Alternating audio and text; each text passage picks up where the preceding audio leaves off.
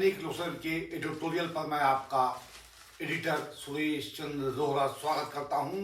और बात है आज हमारे इस बुलेटिन की सबसे महत्वपूर्ण, जो देश को हम कहें कि अगर हिल्लोल रही है, सोचने को मजबूर कर रही है, तो वह है देश का सट्टा बाजार।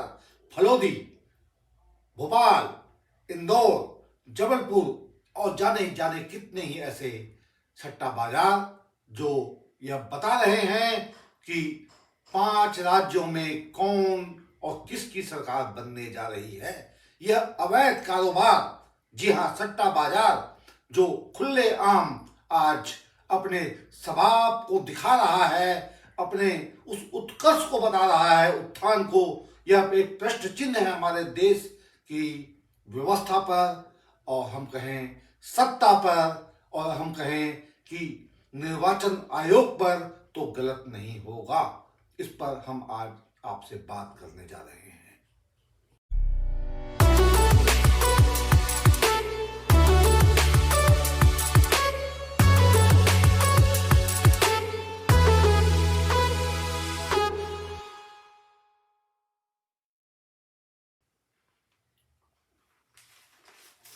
दोस्तों, देश में चल रहे सट्टा बाजार और निर्वाचन के बनाम बरक्स घटनाक्रम को लेकर के हम दैनिक लोक सदन अपने दायित्व को निभाते हुए एक महाजागरण अभियान की शुरुआत कर चुका है 24 नवंबर से।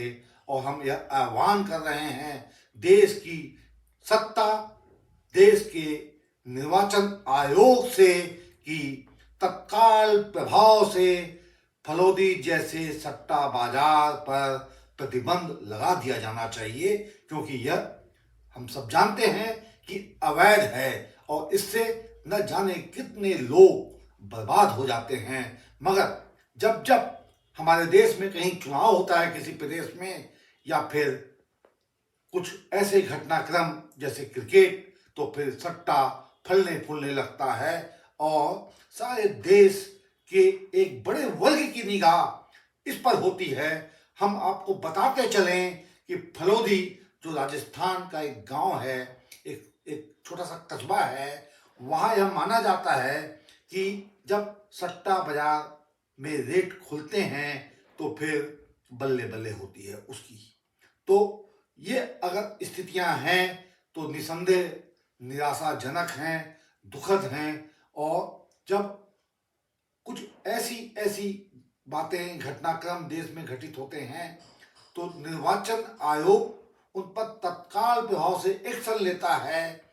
और चाहे वह राहुल गांधी हों, या फिर देश के प्रधानमंत्री, या फिर हम कहें कोई मुख्यमंत्री, तो नोटिस जारी करके जवाब मांगा जाता है, प्रतिबंध लगाया जाता है। मगर सट्टा बाजार पर आज दिनांक तक प्रतिबंध नहीं लग सका है। परिणाम स्वरूप हम जानते हैं कि जाने कितने कितने लोग इससे प्रभावित हो रहे हैं और बर्बाद हो रहे हैं। और जहां तक निष्पक्ष चुनाव की बात है, तो फिर निष्पक्षता पर प्रश्न चिन्ह लग जाता है।